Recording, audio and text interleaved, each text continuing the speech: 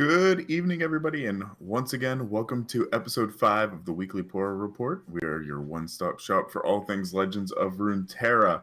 I'm Smithel, and as always, I am accompanied by my co-host Cozer. Hey Cozer, how you doing? Hey, what's up?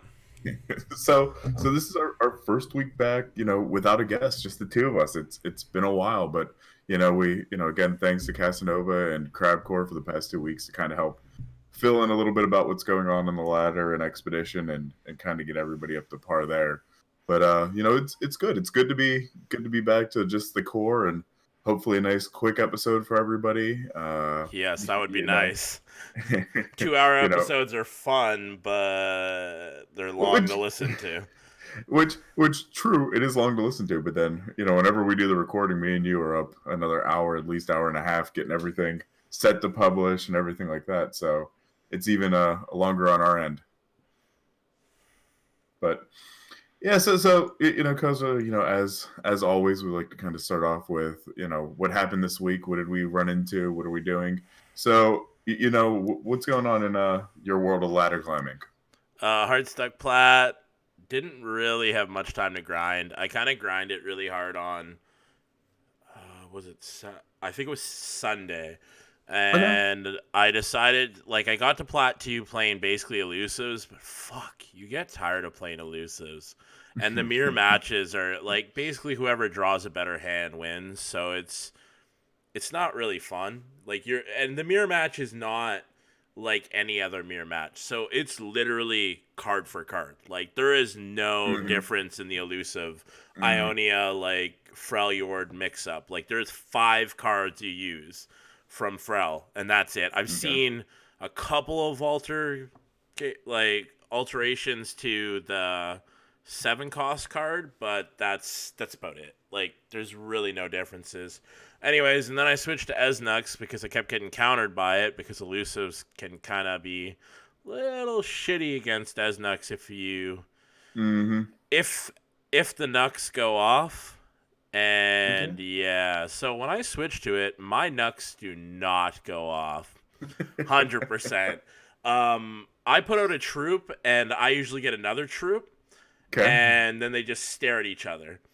Or I put out a troop and I have the other 3 Elnuks in my hand. Yeah. Every Oh, time. I've been Every there. I time. mean, it's fun because I run the Mobalytics desktop app, and so you can see your deck list. And what's nice is if you hover over it, it'll sit there and say oh, you have an 8% chance to draw this card. And every time I play Esnux, I sit there and go, okay, oh good, my percents are high. I got 12%, I got 15%, whatever the case may be. And so I'm gonna play it, and then nothing comes out. I'm like that means nothing in the next 10 cards was what I needed. And it, Yeah, it well, drives me up a wall. that's why it's a little frustrating to play. I don't know. It is a good deck. Yeah. I've seen some people climb to masters with it, but I don't know. It's really frustrating when it does not go off. And the problem is I've tried taking Elnux out. It's just not the same deck. hmm So I don't know. Other than that, I've switched to a different teal red and Asian players playing this kind of weird lifesteal Shadow Isle Ionia kind of mix up there with Zed and hmm Hakram as the champs. It's really Okay. fun. It's basically you throw out the little squid guy, and then Deathmark because he's Okay. ephemeral, and you Okay. Yep. Deathmark their other character that you want to get off the board, and as long as they don't have deny, you usually wait till they waste mana. A lot of people Yeah. don't know what they're playing against. For some reason, it's weird. The deck's been around for a little while now, but I still find a lot of people in plat they don't know what they're playing against. They don't ever save any mana for deny or anything like that, and they basically. I won a couple of games just today fucking around, but I don't Hmm. know. I'm gonna play around with it a little bit more. I really don't want to use elusives to get to diamond, but I might need to. I want to get to Okay. diamond. Yeah. I mean, I definitely think it would be the time to make the push, and we'll talk about it a little bit more why later when we talk about the patch notes. But you're close. I think you got a little bit of time. I think you'll hit there before next patch at least. Yeah, I hope so. It's either that or a plat is where I'm supposed to be, but I don't know. It's hard to say. I Yeah. do I mean, misplay quite a bit, so that makes a huge difference. That's what makes a difference between a plat diamond and a master player. yeah. Yeah, no, I get that. I make quite a bit of misplays. I mean, but anything else in the week other than that? Well, how was your week? Actually, pretty good. I mean, so we'll start with the unexciting part first. Is I'm still hanging out in gold, and first off, if anybody from Riot is listening, whenever at the end of the year you do your what's it called, like account merch that you put out, like I'm wearing my wonderful silver League of Legends account thing right now, like showing off that I'm a silver trash player. But I hope they allow us to use Legends of Runeterra. Like I know they Well, didn't do for silver are TFT last people time. like too, just so you know. Like silver rank, Hey, gold, plat. I always call silver just prestige bronze. I know I belong there. There's League's a no little different. It's a yeah, MOBA. Card games, TFT, like TFT I could have kept climbing. It's just you have to stay really, really hard on the meta and understanding yeah, it. And it's the same idea as a little bit of luck and rolling properly and knowing exactly which items are good on who. It's a lot to keep up with, and it's the same idea with LOR and just getting a little lucky. Sometimes if you yeah, just play your hard counter every fucking time, yeah, you're gonna stay in gold. I'm yeah, gonna stay in yeah. plat. Yep, yep, yeah. So I mean, I'm still in gold. I did go from gold 4 to gold 3, but I've intentionally been, now that I've hit that plateau of I can't drop back to silver. I'm intentionally trying new decks. So like this week, I'm doing a lot of Warmother Control, which we're going to talk about later. But I've also recently been playing like a Vlad Braum mid range deck, hmm and it's not consistent for sure, It's but it's fun a though. heck of a lot of fun to play. So that's kind of what I'm doing, is looking at decks that I didn't play when I was trying to hard grind out of silver, and just say, do I like this playstyle? Do I like this champion that I never played? I'm really trying to find a way to do that. But the most exciting part of my week Oh is yes. I got up like super early. I think it was like Saturday or Sunday. I can't remember off the top of my head. It was like 3 a.m. and I'm like, what, I'm gonna knock out some expedition trials. And so I went in, and last week Crabcore shared his tier list that he was working on. And then he also shared the pack tier list, or that basically he was putting together with, I believe the individual's name is the other Mo. Yes, that's who it And was. what I did is I took their tier lists, both the pack and the individual, and on the pack tier list, I went and next to every card put what Crab's individual tier was for each of the cards. You're gonna Uh, be angry. Someone it, literally just did that and did it all for Crab and the other Mo so that you don't yeah, need to do yeah, it. like it was a pain, but like especially because there was like some of the cells, like they'd have a space at the end of it, and the other one they didn't. So like when I would do like a VLOOKUP formula or something, it was like, oh, this doesn't exist, so I'd have to manually plug and play away and stuff.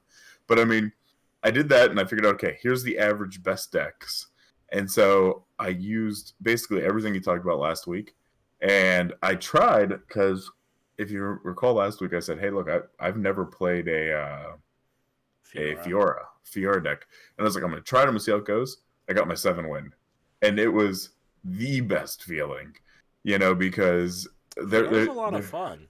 Have you ever she, laddered with her?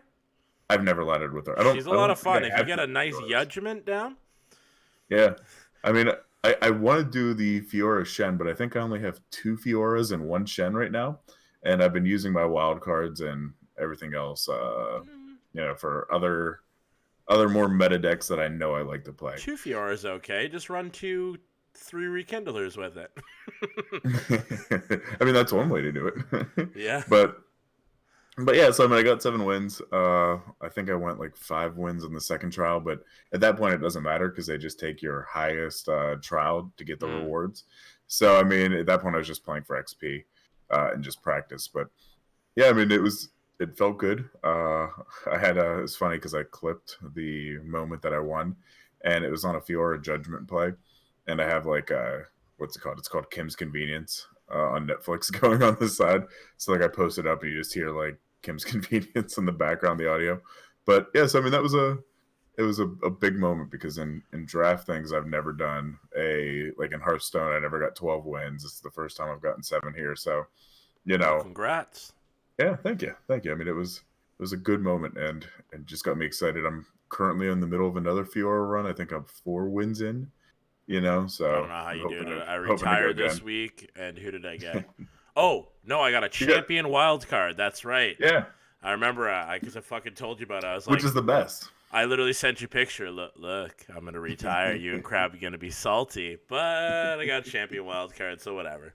I mean, the I mean, shards are nice, but I have like yeah, 5,000 shards, and until they come out with yeah. a new set, I really don't think I'm not really gonna purchase anything. I think I'm just gonna hold. No. I have enough meta decks that I could climb with, so I don't really see a point unless something else emerges. But Yeah, I'm trying at this point, like similar to you.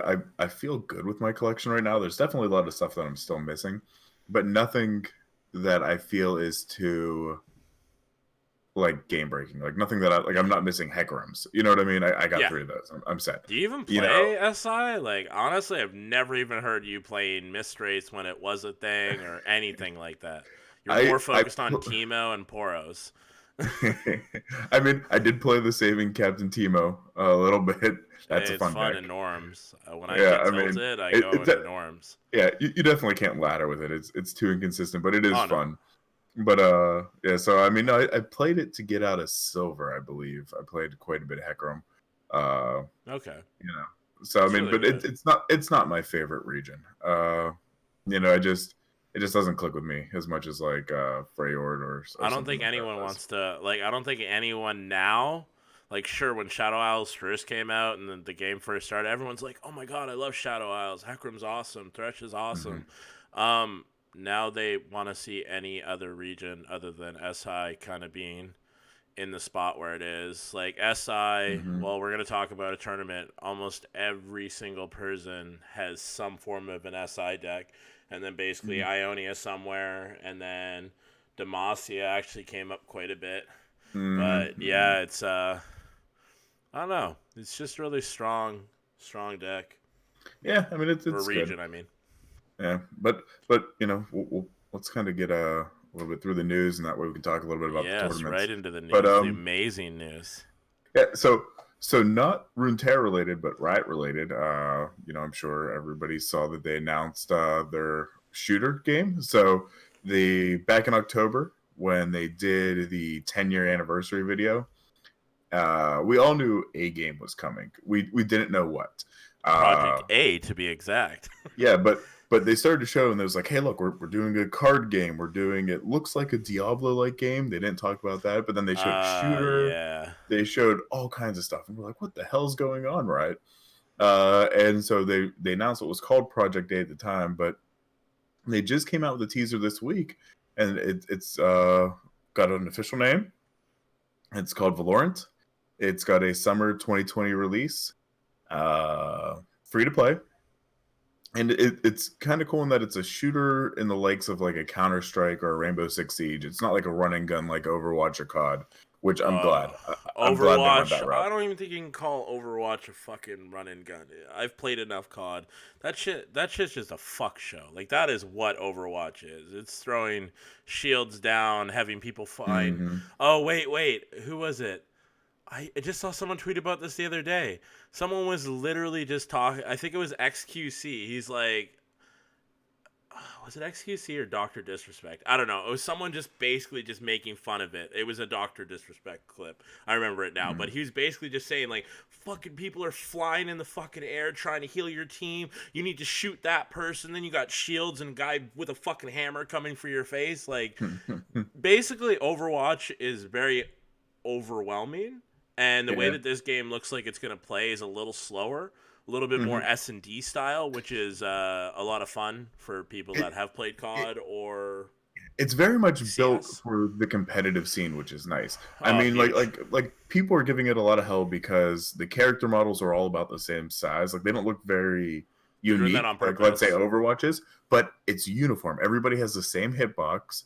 It's a slower paced game like Counter Strike or Siege, in that it will make great for esports because like Overwatch League, if anybody watches Overwatch competitively, it is Does anyone terrible to watch watch. Overwatch competitively?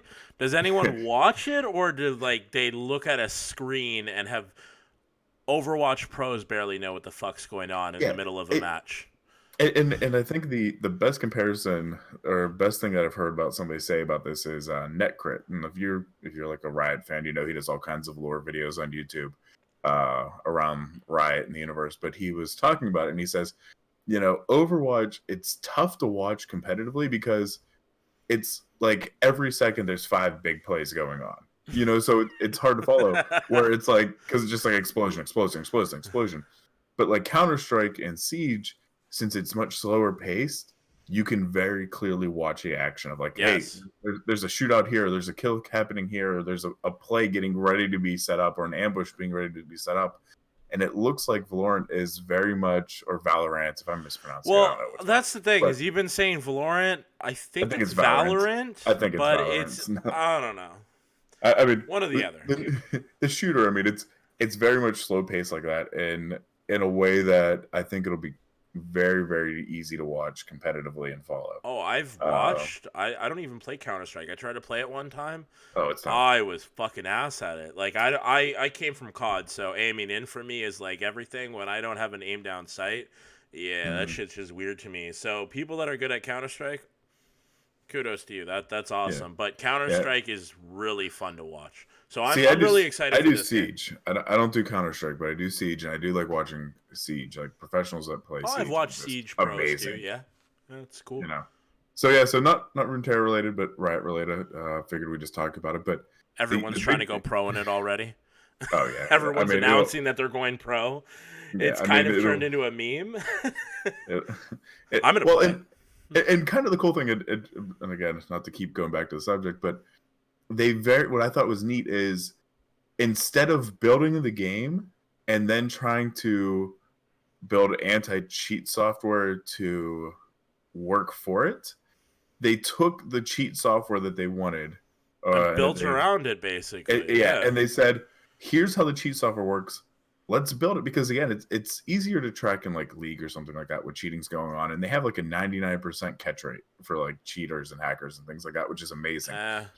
And yeah, and like shooters, it's a lot tougher to catch, unless somebody like accidentally streams that they're cheating or hacking or something.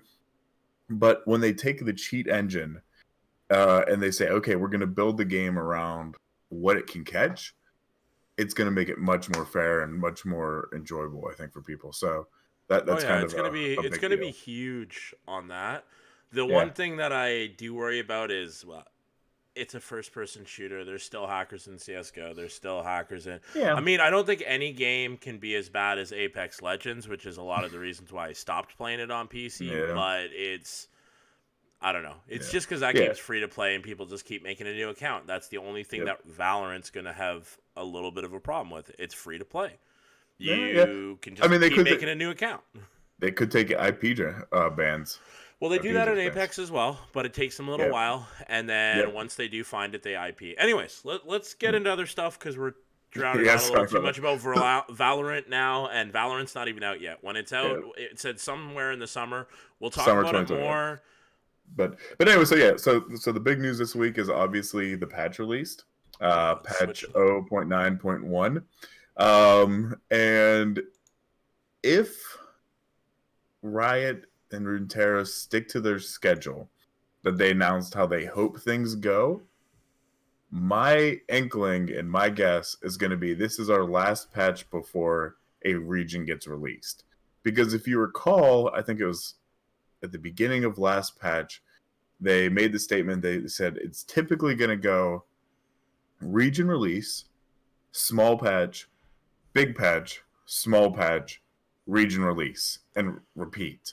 So we'll see if they keep up with it, though. Yeah, and they said it's not always that way, but my theory is that if you don't say that and then patch 1 go away from it, you know what I mean?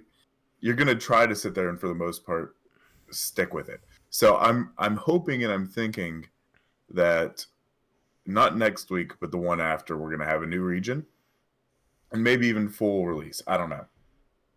Yeah, that'd be awesome. I really do hope that they add something else. It would be cool, but I also won't be surprised if they don't.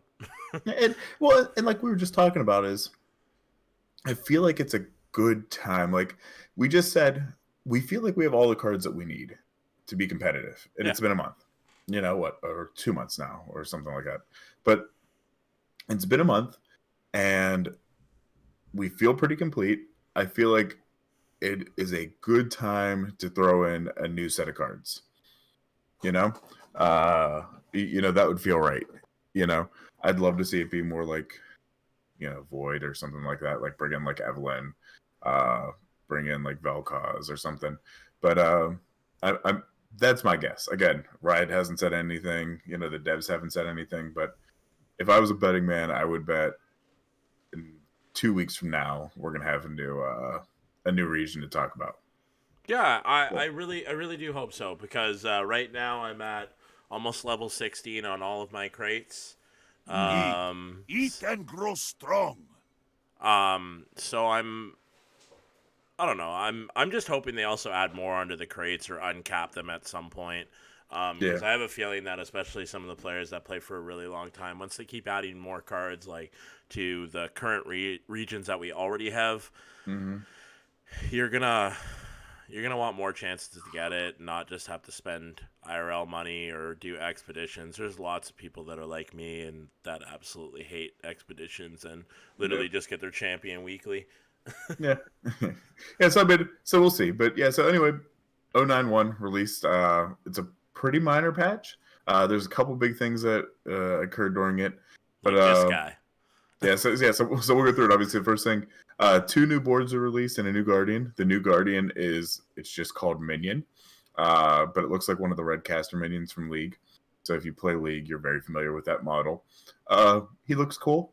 He's not replacing Gloomtooth on my account yet. Oh, I'm gonna buy him because he actually has an awesome interaction that once you click his head, money comes out of it, and if you spam it a couple of times, he'll he does so many cool things. I wish I would have pulled it up, but you can see it on their Twitter account.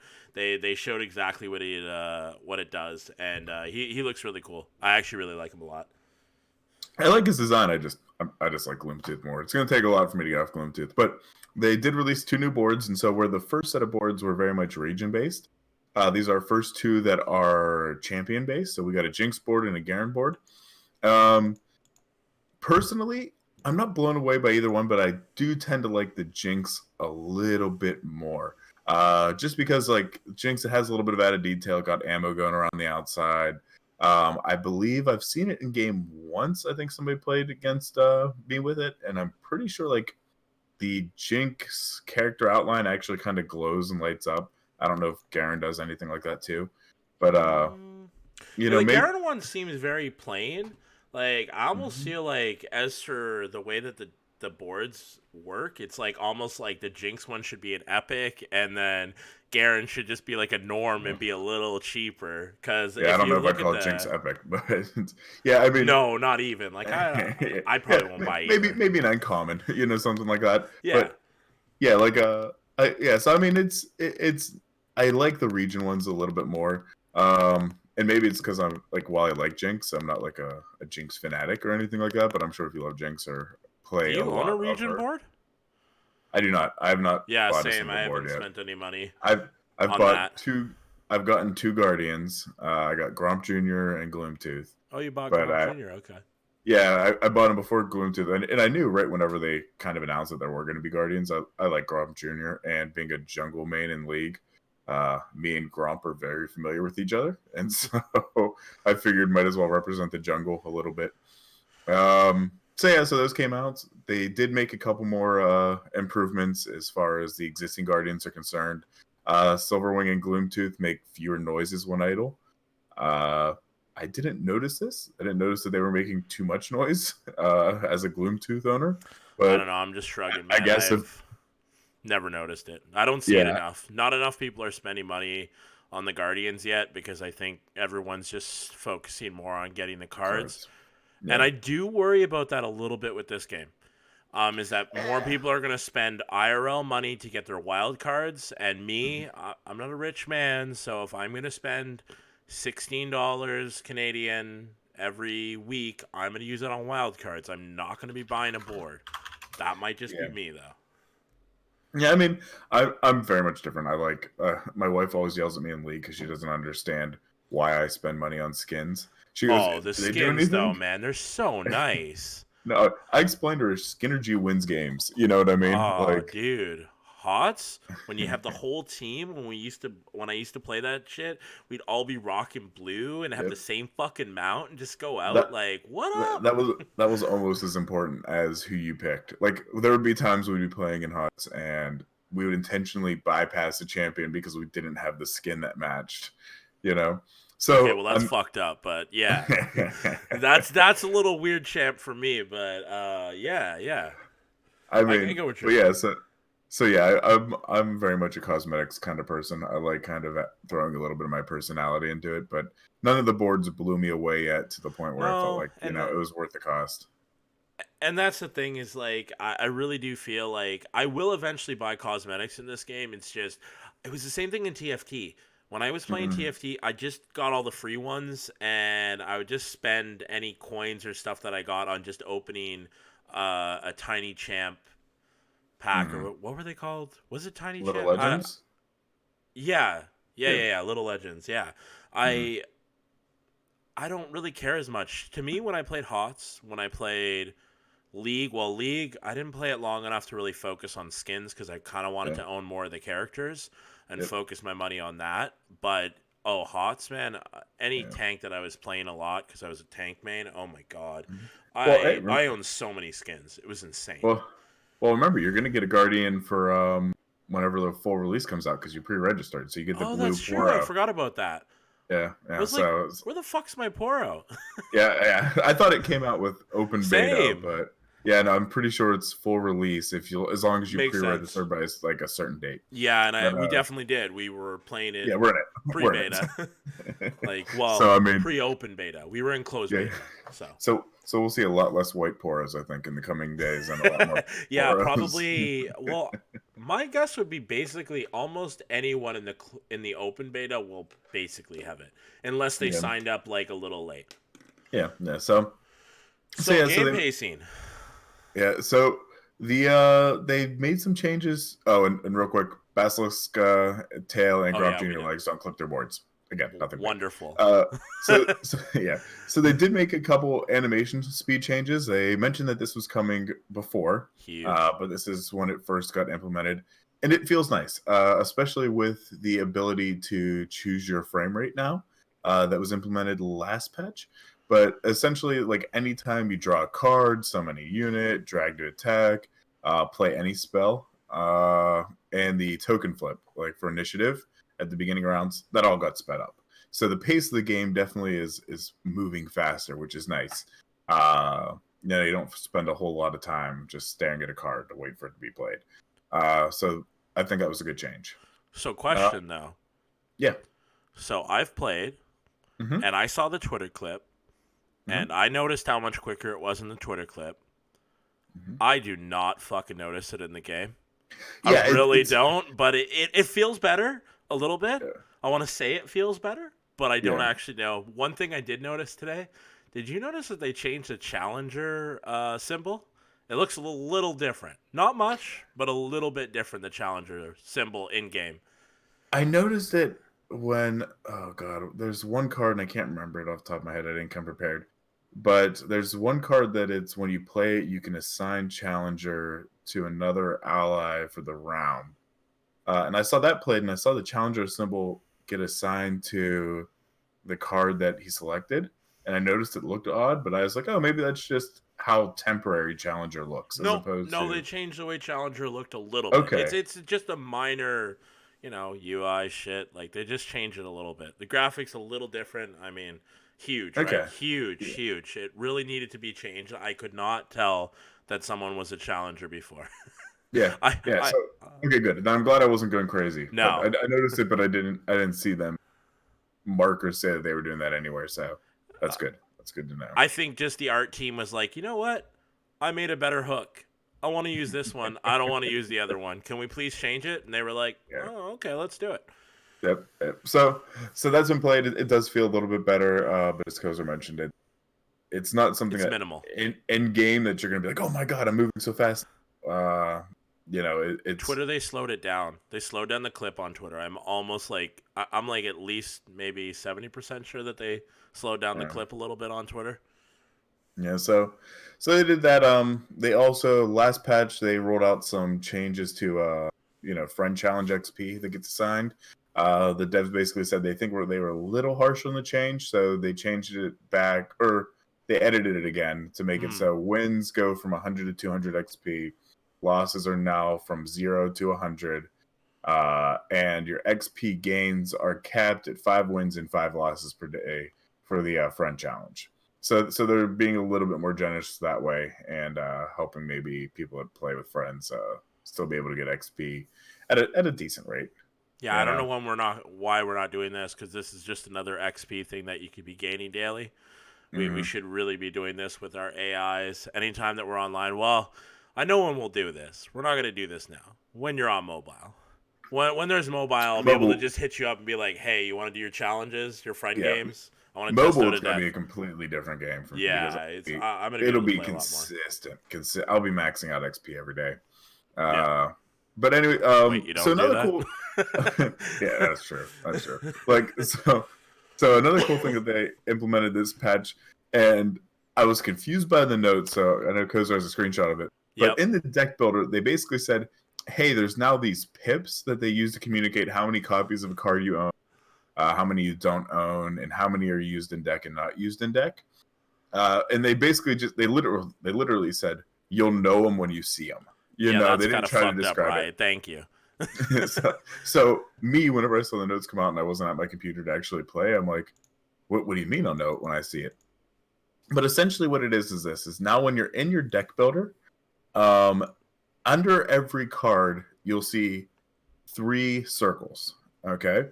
If a circle is completely grayed out, that means you don't own that card, or at least 1 copy of that card. So 3. Yeah.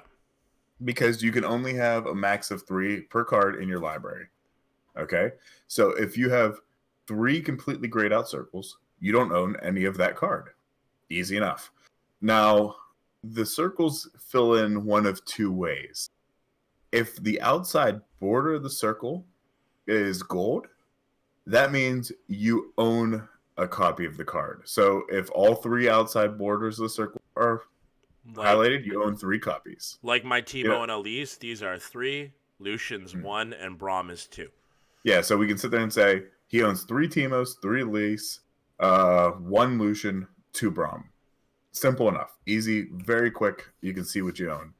Now, when you're actually going to build a deck, and I apologize if you're watching the stream, I feel like my contact's going to fall out. But if you see me blinking a lot. But if you're building a deck, what's kind of nice is as you add cards to your deck list, the circle will completely fill in. Like it'll light up, like yellow. Yeah, like these go like bright gold.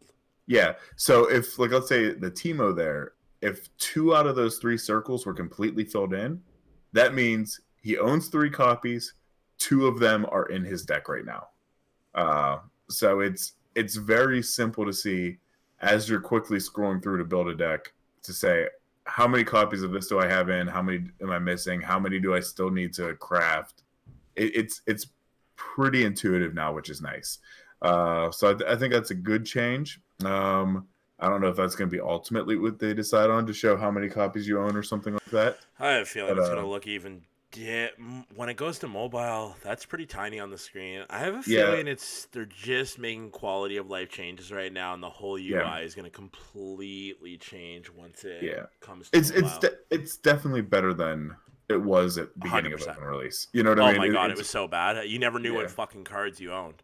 I literally would have to look at, especially because there was a glitch. Remember the glitch where you'd buy a fucking card and then it would still say you had the wild card, and I'd be like, oh, sick, I still have 6, and it's like, no, you don't.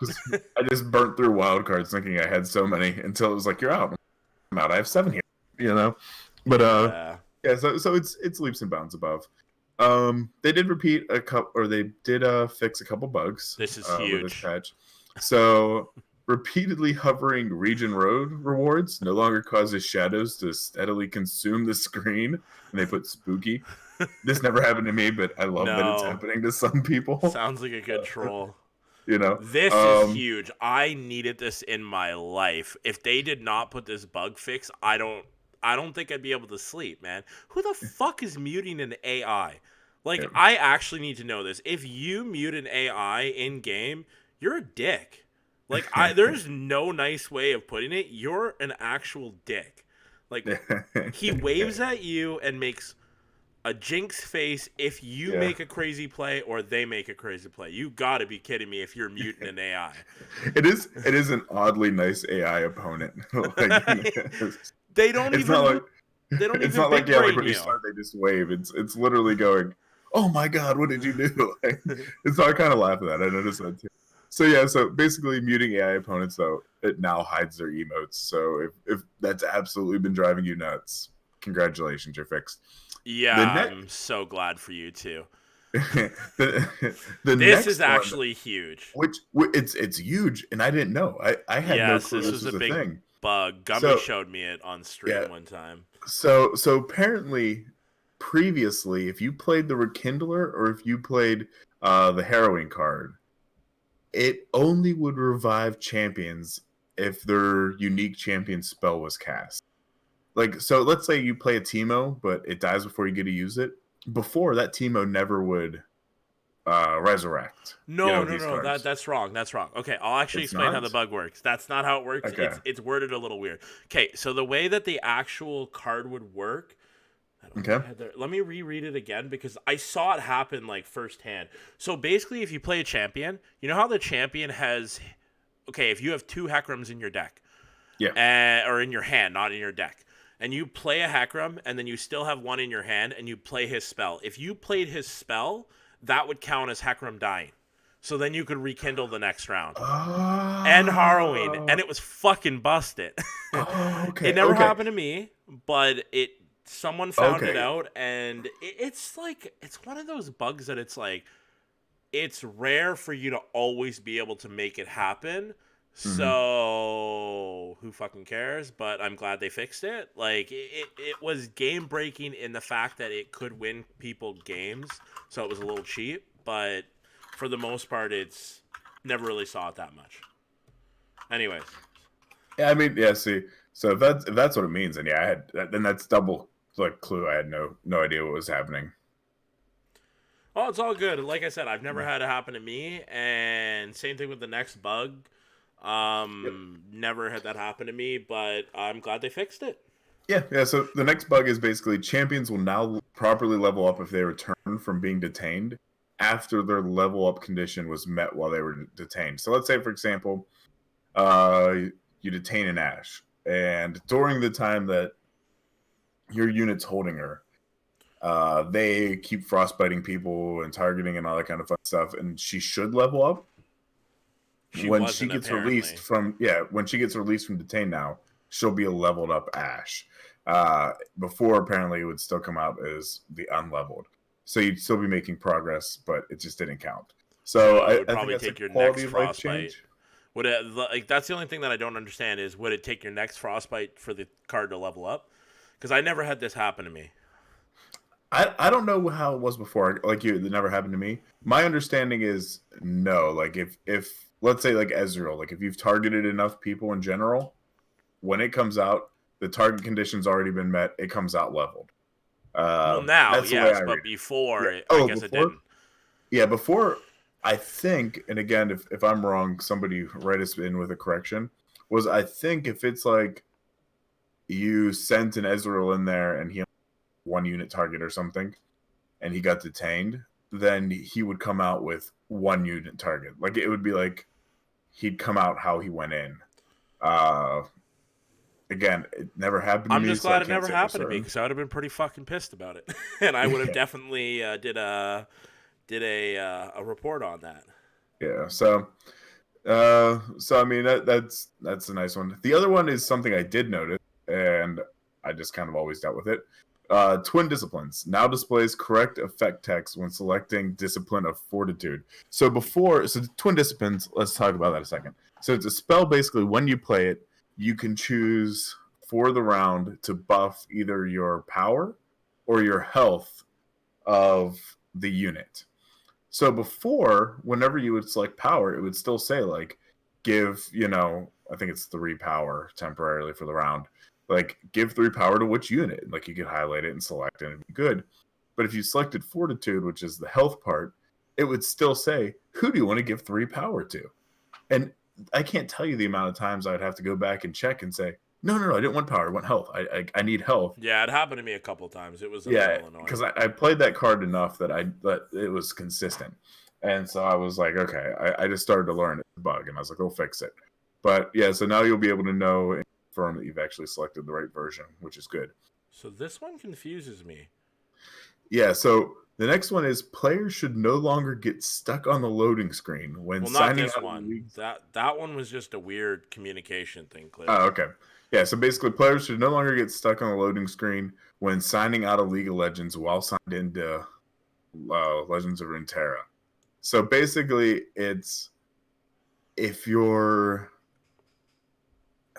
signing out of League and you're in Runeterra, your League client isn't going to freeze at loading. It'll properly close or log out.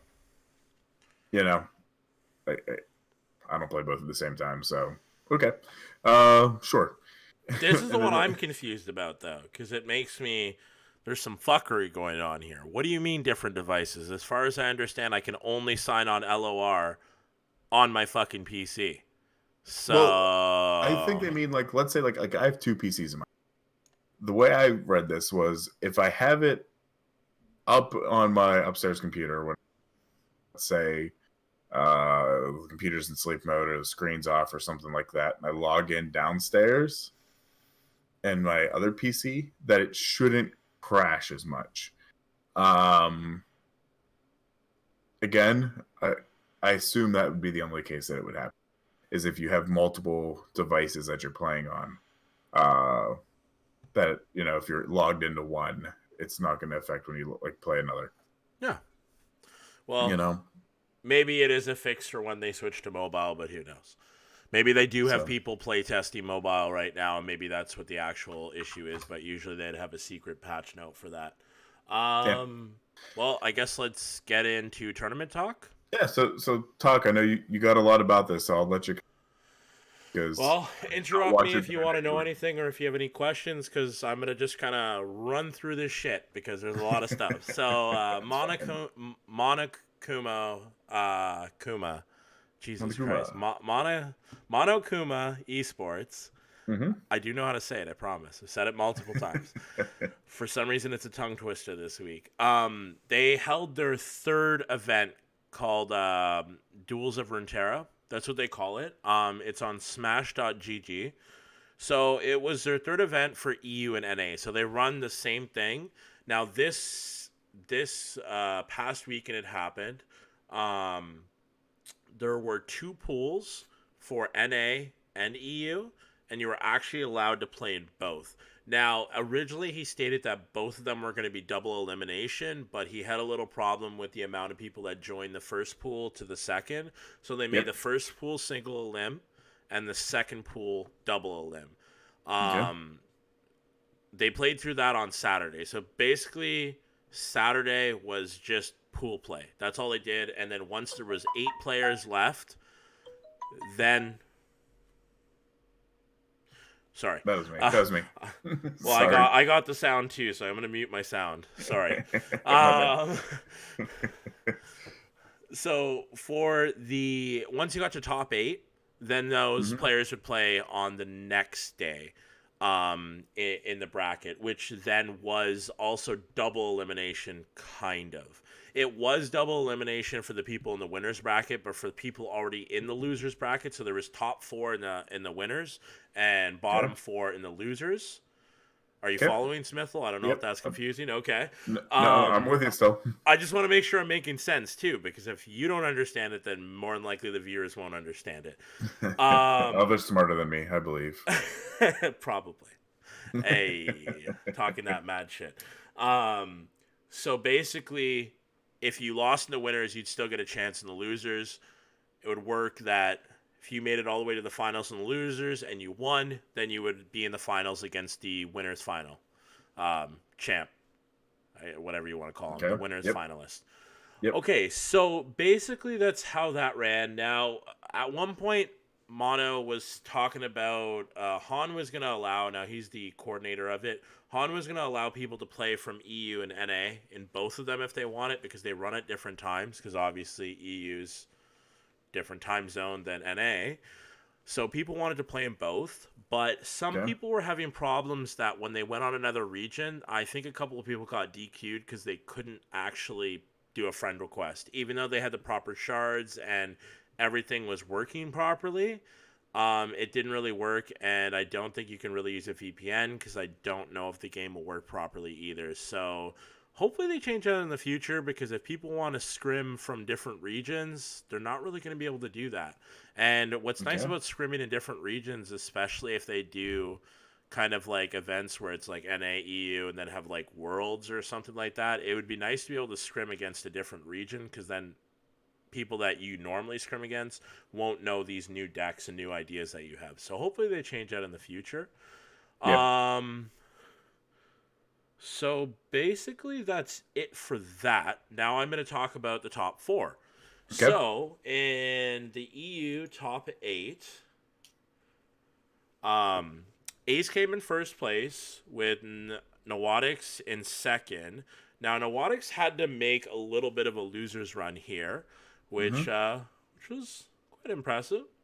Oh crap, every single game was a 2-1. So it seems like one of his decks was losing pretty hard, and then he'd win with the second one. Nawatix got second. Salty Rice got in third. He had a pretty good run. And then Kai44 took fourth. Now, I actually looked at Kai's pool run. Man, he ran in both pool. I think it was pool 2.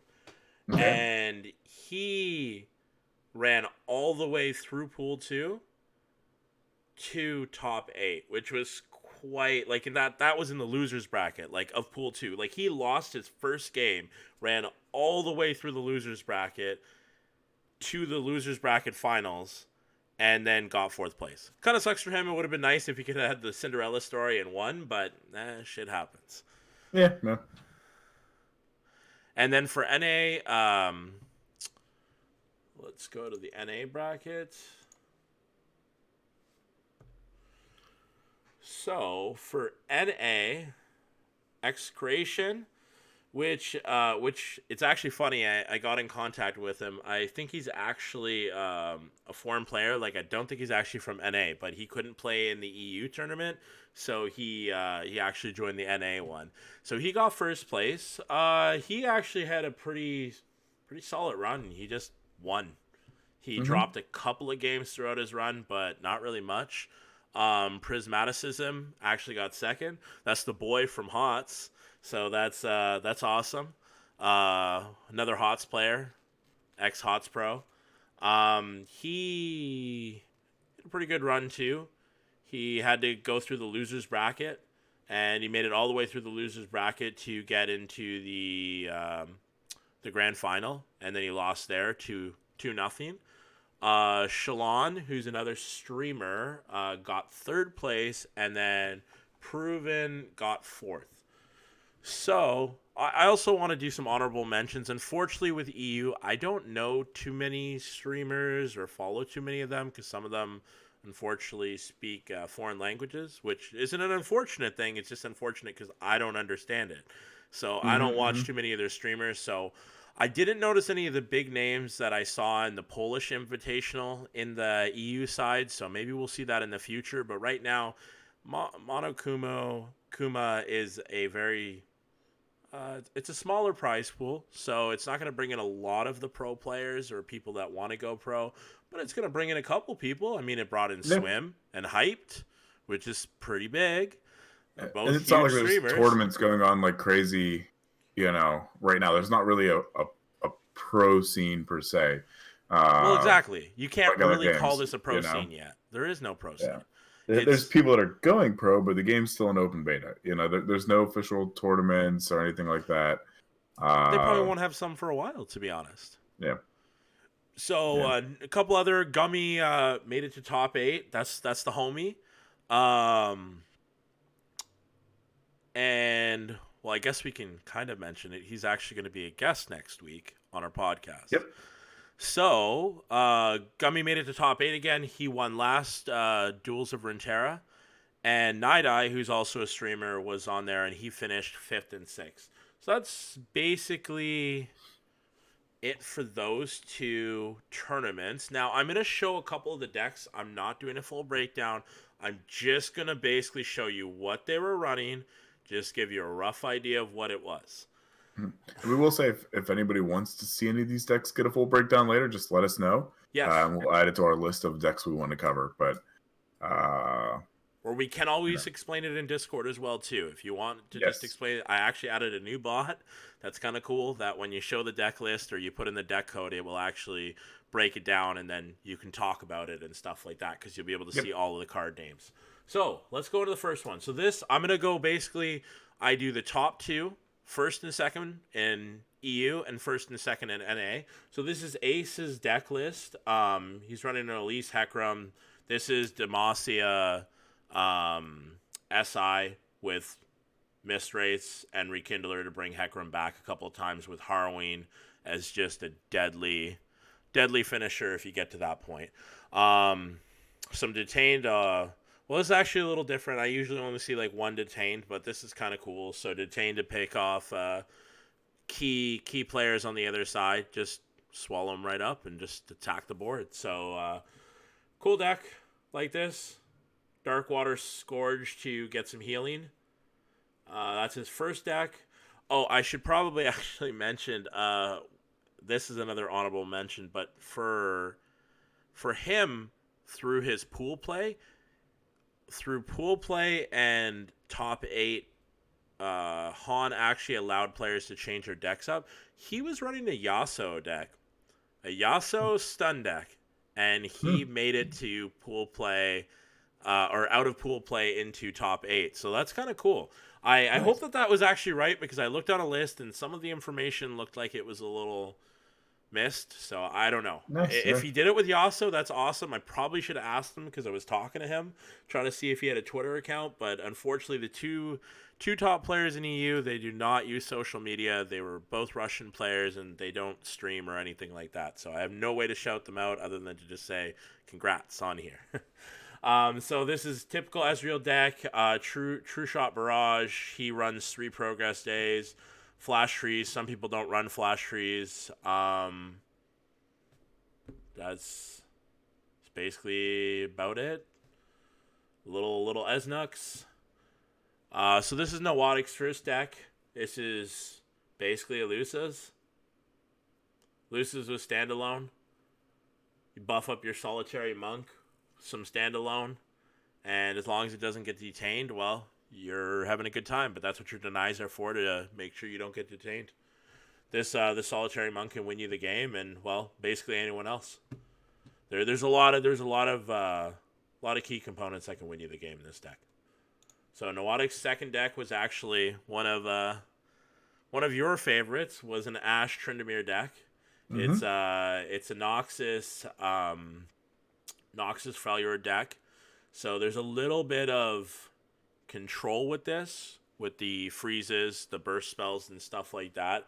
And then there's a little bit of removal, like Legion Drummer with quick attack and stuff like that. So it doesn't look super heavy in Noxus, which is nice. Calling's just basically a removal. That's all it is. Calling's a removal. Trifarian is just when you have Avarosin out, Ashe or Tryndamere, you're going to draw some more cards. So it seems like a cool deck. Good idea. So now we're getting into NA. This is Execration. This is basically Hecarim Ionia with Rasha and Ledros, which is kind of surprising to see. I haven't seen much Ledros and Rasha lately. I haven't really seen that at all. So this is kind of cool. And then Will of Ionia, probably for when he's playing against Hecarim decks. A big thing to kind of fuck up a Hecarim play is recall it. can't really do much. It just played 6 mana. They can't play 6 mana again, so it's not possible. Well, you can, but only on spells. So Yeah. it's this is also huge, and will also stop Rekindler as well in that round. So it's this is a cool take on it. I like it. I don't know if I'll play it because I've played enough SI and honestly a little tired of it. And this is Execration's other deck. This is basically a Noxus Piltover just burn deck. Just without like the Teemo, the one that we talked about that Gummy and Bagels made a couple weeks ago with Teemo and Draven. Basically, you're putting in Crimson Disciple and a couple of other like House Spiders just to have a little bit more board blockers. This deck is really great. Stuff like this is really great, but if you play against any healing decks, like the deck I was talking about with Teal Red, you're fucked. Yep. It's really hard to win a game. It's really hard. But these are really good if you're trying to climb up lower ranks.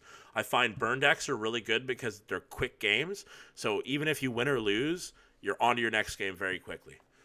So let's get into Prismats. So this is Prismat's Ezreal Esnux. He adds kindly Tavern and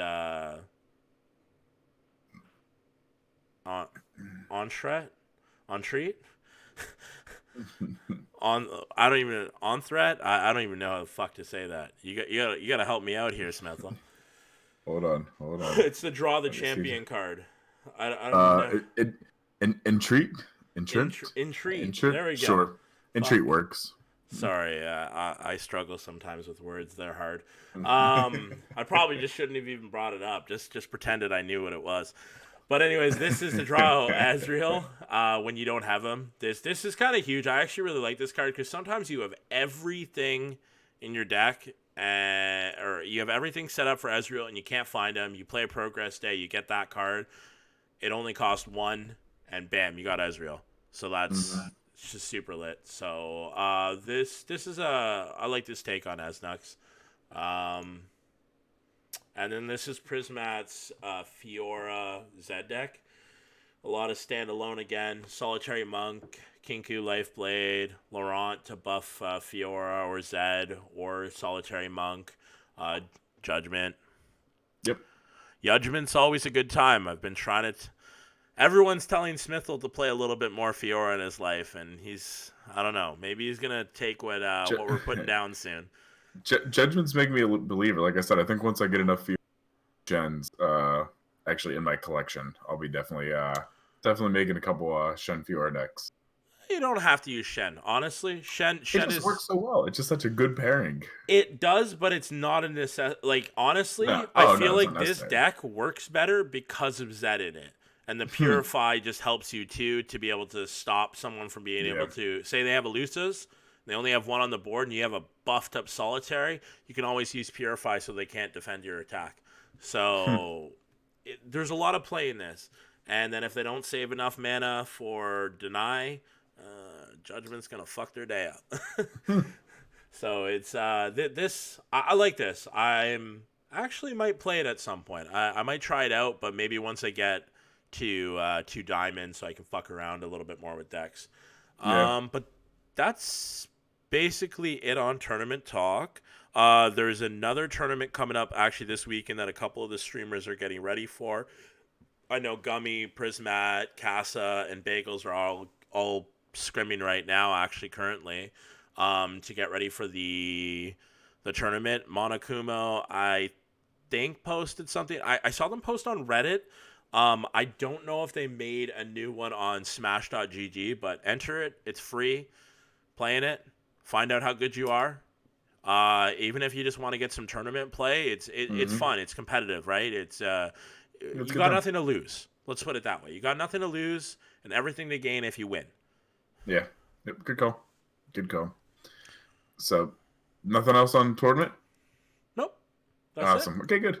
Then so we're gonna move into deck breakdown of the week here. So we had a little bit of a conversation of this deck, understanding that it's not really a deck that is being seen a lot at master level play or super high level play. Well, no, that's where it was created actually for. SuperJJ is a master player. Well, I know he is, but let's put it this way: I haven't seen, from what I've watched, people playing this over some of the other decks. Just because of control right now. Control is Yeah. not in the greatest spot compared Yeah. to where aggro is and mid range and stuff like that and mixed. Yeah. But that being said, even though control's not in the best spot, it is still, at least for me, getting work done around the silver, gold, elo rank. And the deck is Warmother Control. So I'm sure some people have seen it, but honestly, silver and gold, I didn't play against it too terribly much. And the reason why is typically around a silver gold, you see people playing decks that are harder to make mistakes on. So a lot of people right now are playing what's it called? The Noxus. The burn deck. Yeah, the burn deck, which is basically just keep putting units on board, keep going for face. And if you burn out, you burn out. As Earl Meister likes to say. Yeah. Fuck, he always talks about smorking. Yeah, so it does take a little bit of thinking to play this deck correctly. And the variant, before we go any farther, that I've been using is the one that has been uploaded by SuperJJ. And again, we'll have the links and everything like that to it in the deck code. But it basically consists of 16 units and 24 spells. So it is significantly heavier on the spell side than the unit side.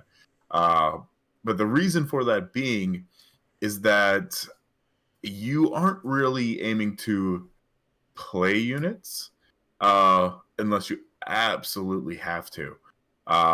You're more or less trying to get to late game so you can basically play Warmother's Call, which is going to play the units for you. What that is if you're unfamiliar with it, is Warmother's Call is the only card in the game right now of its kind where you play it and it lasts forever for the remainder of the game.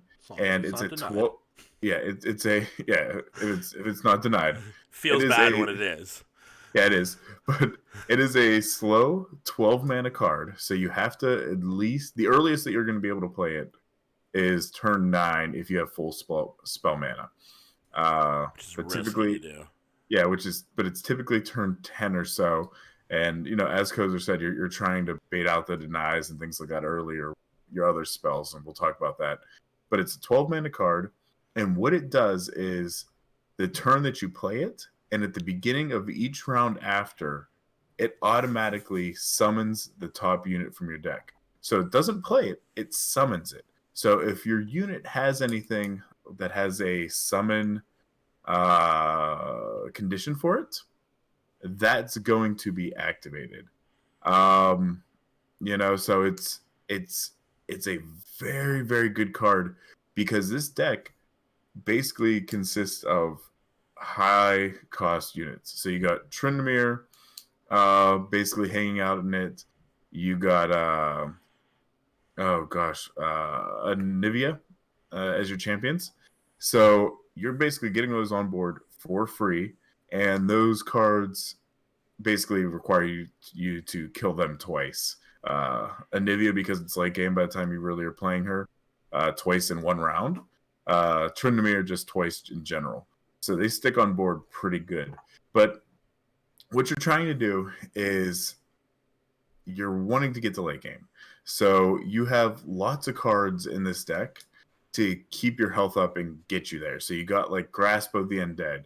You got Withering Wail. You got a unit, Soul Gorger, and that's a 6 mana 3/7 with lifesteal. So he's hard to take down. It's going to take them quite a few resources around 6 mana to get through his whole health pool. And as long as you're kind of blocking things, and especially against aggro decks that are, typically lower power minions that are just trying to get on board and keep rushing you, he's going to basically keep you healed up a little bit for at least a couple turns. You got Vile Feast. You got one of the big cards, Catalyst of Aeons. So it's a 5 mana card. It gives you an empty mana gem and heals you for So if you get those and you're playing them, you're getting to 9-10 mana, so you can get Warmothers out a little bit earlier. It's a huge card, but it also is healing you. So you're really basically trying to stay alive. And then the other part of it, spell-wise, is board clear and unit control. So because you're trying to get the late game and you don't have a lot of units that you can play, what you're really trying to do is keep their bench and their side of the board as clear as often as possible. So you got Avalanche in there. You got Withering Whale, which is 5 mana, and it does 1 damage to all the other units, and it heals your Nexus for 3. You got 2 copies of Ruination. So if you get to late game and for some reason you don't have Warmothers yet, or, even if you have Warmothers, but they have a stacked board, and you just need to clear it. So next turn you're coming in hard. You got 2 copies of that. You do have unit She Who Wonders, which is a 10 cost unit, and it actually obliterates all units. And obliterate is, in my opinion, probably the most powerful keyword in the game, because not only does it kill a unit, it completely removes them from play. So even if they have last breath or anything, it's gone. It's gone. There's no reviving, nothing. Everything. Yeah, so it's done. So it's one of those things. Obliterate, it basically removes all units from play and hands, both opponents, yourself and your opponent, with 4 power or less. The reason why it's good in this deck is really you don't have many 4 power or less units to play.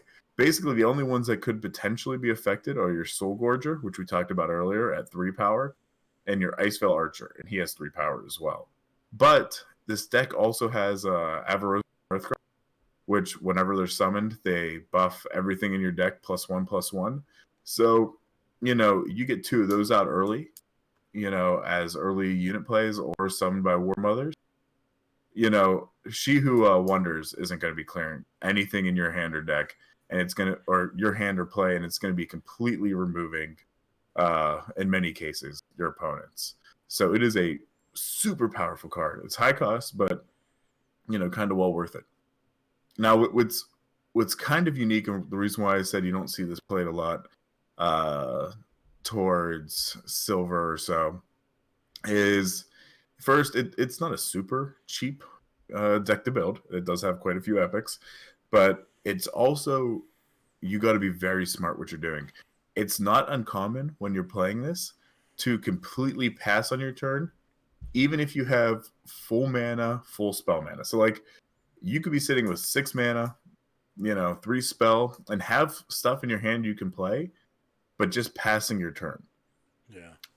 It's very much a reactionary type deck. So basically you're saying you play and I'm going to react, and I'm just going to basically not let you do whatever you want to do until late game.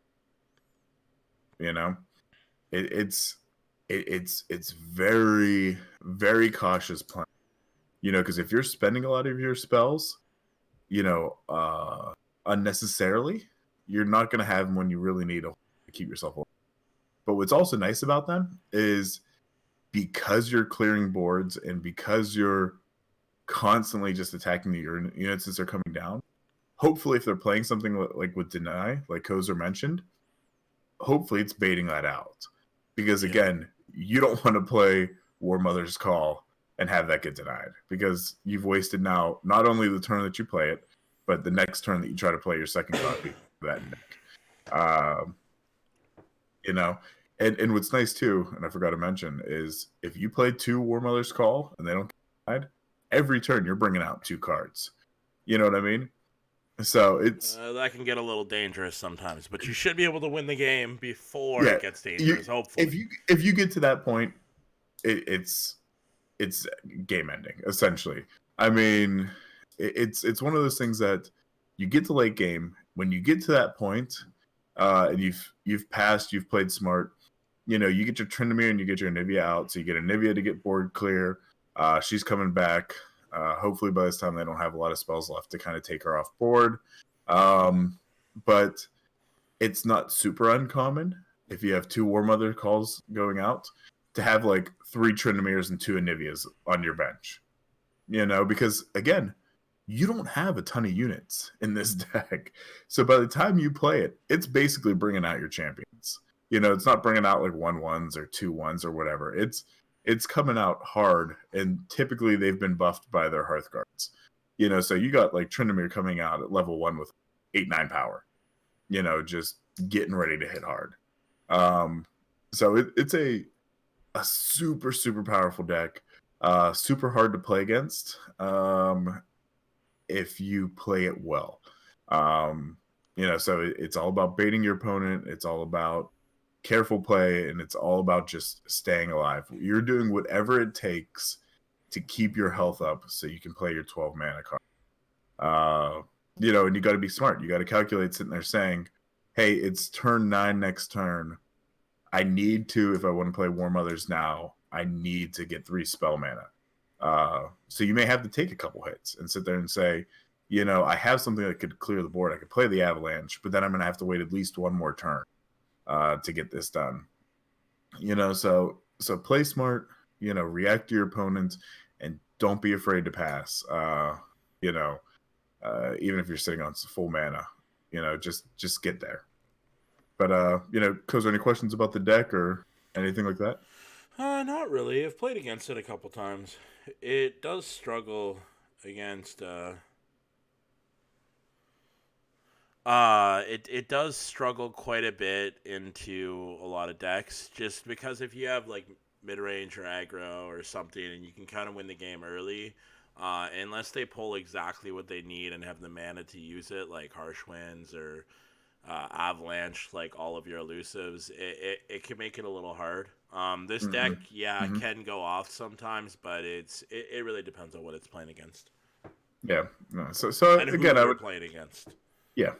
So again, it's very much a deck that you have to be smart in how you pilot it, and understand there's going to be matchups that are tougher than others. But again, get the late game, like every deck, and then just let the deck pop off.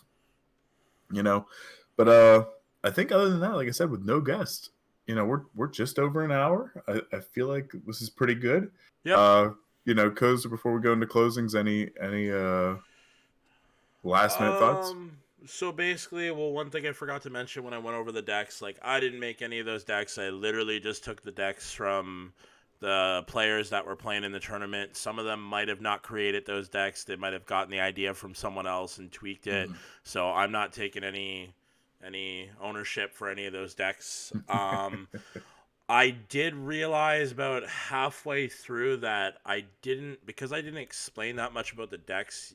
For people that are listening on the podcast, you are going to struggle a little bit to know which decks they really are. So you'll probably want to pop on over to YouTube and just look over the list. I'll put the Mobilytic links, and then you can take the deck codes from there if you want to try out the decks and just see how they work. If you have any questions on how they work, just hit us up in Discord.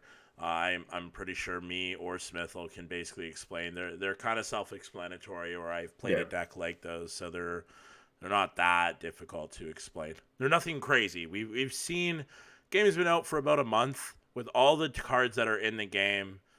I've basically seen almost every card, except I don't think I ever talked about it, Smithel. I'll just tell you this one little story. So, I thought the game was bugged one day. Okay. I was playing. I put down a card. He used some type of, I used Dawn and Dusk. He played a card that killed my card. I don't remember exactly what it was. It was like a Mystic Shot before Dawn and Dusk went off. So it made an ephemeral unit, or he changed it to that I had an ephemeral unit. I can't exactly remember because I did it ages ago. So it was something like that. It was a weird interaction, but every time I would summon a card after that, a follower, it would change it to an ephemeral. I didn't look at the other side of the board and issued a ticket submit to Riot because I had never ever seen this card played. I knew that it existed once I thought about it after and someone brought it to my attention. But there's a card, I think it's in Ionia, that if you play it every card that's played that the follower gets turned into ephemeral. Yep. And like I said, I had never seen it ever because no one fucking uses it. It's like 6 or 7 mana. It's not a very strong card. It's like, yes, in a way it's a strong card, but in that case it was a strong card, but just lost Smithel for a sec, but I'm back. He's back. It's the episode Discord gets mad at me. Yeah, I don't know. Maybe one time we're gonna try Skype and see if it's any better. But other than that, no, that weird bug and glitch was pretty funny. And then I reported it to Riot, and literally not even an hour later, I messaged them back, been like, ignore my ticket. Other than the weird, because there was like weird screen like glitches on it, but like I mean that was just shitty graphics. Just something happened in the game. That's what happened. Before we close, if we want to talk bugs, I mean, I posted one today on my Twitter. It came from the expedition run I'm currently in. That I joke saying, hey, when you get 7 wins, you unlock expedition hard mode. What happened was my opponent drew a card. The card draw animation occurred, and like you know how like when it pops off of the deck, it like is extra large for a second. Yeah, you know what I mean. That stayed there. So it literally blocked 50% of their bench. I had that happen to me one time. I was so mad. and like you can see, because like I use Replay HUD for games. Like if anything, I'm going to clip or whatever, and you can actually see what's nice about it, especially like in League, is the key interactions or like the keyboard, like when you're clicking and all that kind of stuff. There's a little icon that appears saying what key is being hit. You can actually see me start to panic at one point, like just clicking like crazy on my mouse. Like, why the hell isn't this going away? I can't see. Like, yeah, I don't remember how I got rid of it. It eventually went away from me in the middle of the game. It's like 3 or 4 turns later. It just disappeared, and then the card fucked off, and I was like, oh, thank God. Now I can actually see what I needed to. I couldn't defend like 1 or 2 turns because I didn't know what he was like kind of putting down. Yeah, it was playing. I'm like, I know he has something here, but what was it? Like, I can't remember. And I watched him play something else. So there's a mystery unit back here. So I got to defend because it could be like a 10-1 or it could be a 1-10. It could be nothing. But I got to put something there to block it. I ended up losing the match, but it was my bug of the week for sure. But yeah. Other than that, I mean, I think we're going to try to wrap it up here right around the 1.5 hour mark. So again, we appreciate, you guys that have been listening to it. On Twitter, we do have a couple followers. I forgot to mention you guys last week. So I do want to say thank you to them. I know we got Scar followed us, Obanye, and he's actually been on Twitter pretty frequently with us. So Obanye, hopefully I pronounced that right, Obanye. My girl Bales basically followed us, and then our old buddy from HOTS, Just Key, he followed us tonight. So guys, we appreciate the follows there.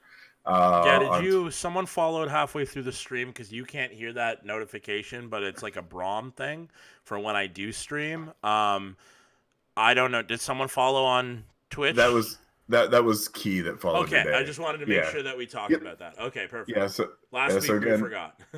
Yeah. So again, thank you guys for the follows there. We appreciate it. You guys tuning in live. Again, I know we mentioned a little bit earlier, but it was a short one this week, but we're anticipating the next 2 weeks to be a little bit longer again. Only because we do have 2 good guests lined up. We won't go into not the next one. We'll just talk about Gummy. Gummy is coming next week, 100%. It's set up as long as something crazy doesn't happen to either all 3 parties involved. We'll be having Gummy on, and we'll be talking about him. He'll just have been playing in a tournament, and he'll be able to talk about that a little bit. Yep. So Gummy will be on. Obviously follow us on Twitter. We'll keep you guys posted about when we go live.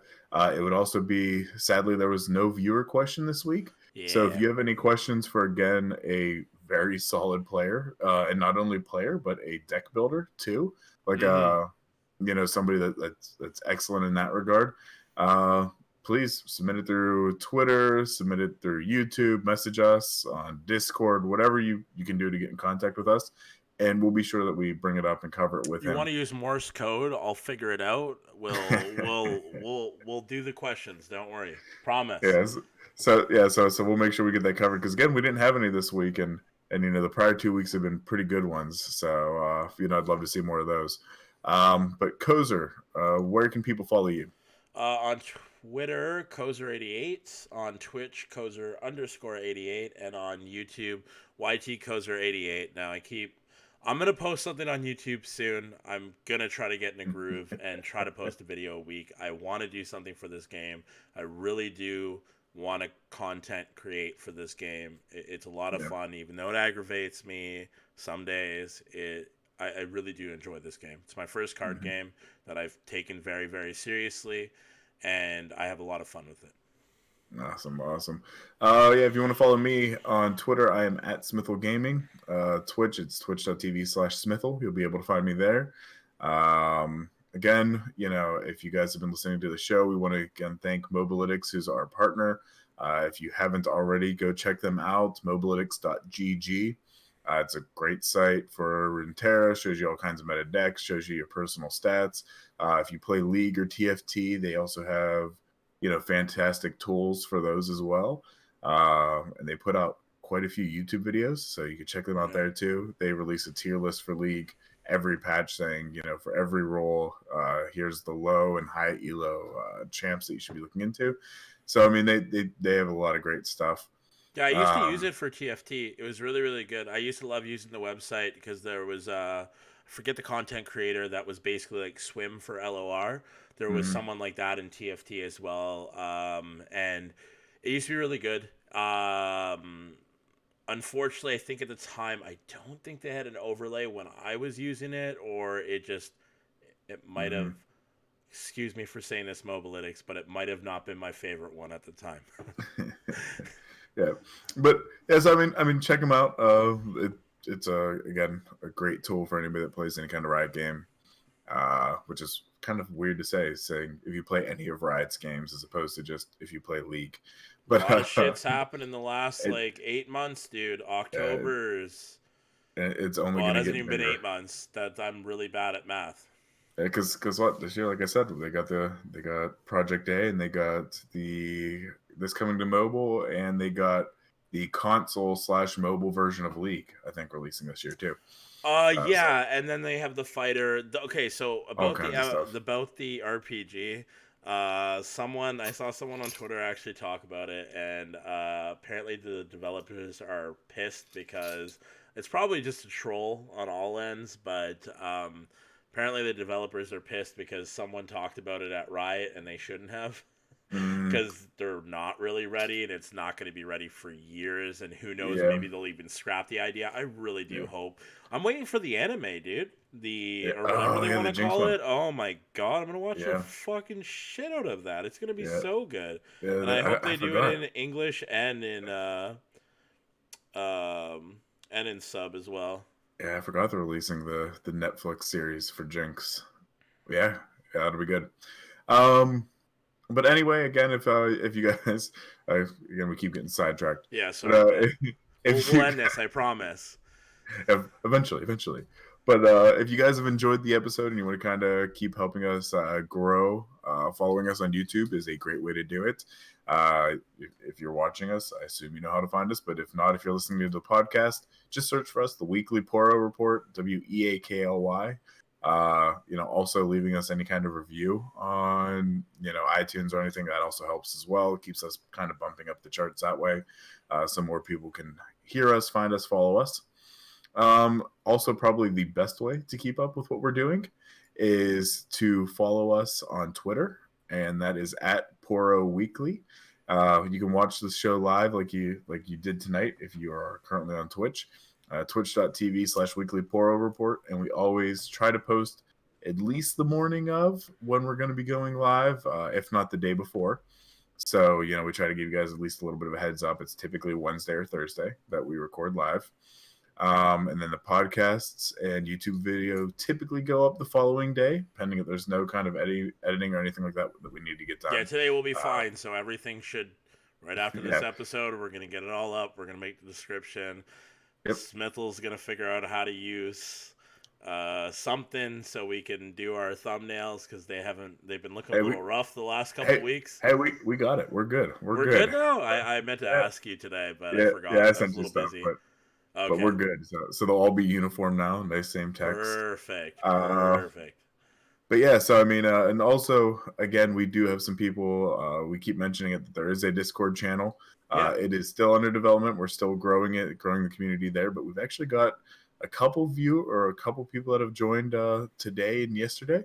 Yeah, so, a couple of my friends too from HOTS. Uninverted and Mesmer, by the way, are from HOTS. Yeah. So again, if you guys have joined there, that's great. But check it out. We try to post there at least everything that's going on. But other than that, I think we're safe to wrap up here tonight in an hour and a half. So again, thank you everybody for listening. And Cozer, if you don't have any final words, buddy, I think we can get out of here. Well, I guess my only final words is I've known you, 3 years now? About that, yeah. I didn't even know you wore glasses. Anyways, let's end on that. I'm blind as a bat. I'll wear the glasses next week. You'll see. They're thick bottle cap things, man. They're rough. Sounds good. Thank you, everyone, for watching. Thanks, guys. Take it easy. Have a good week.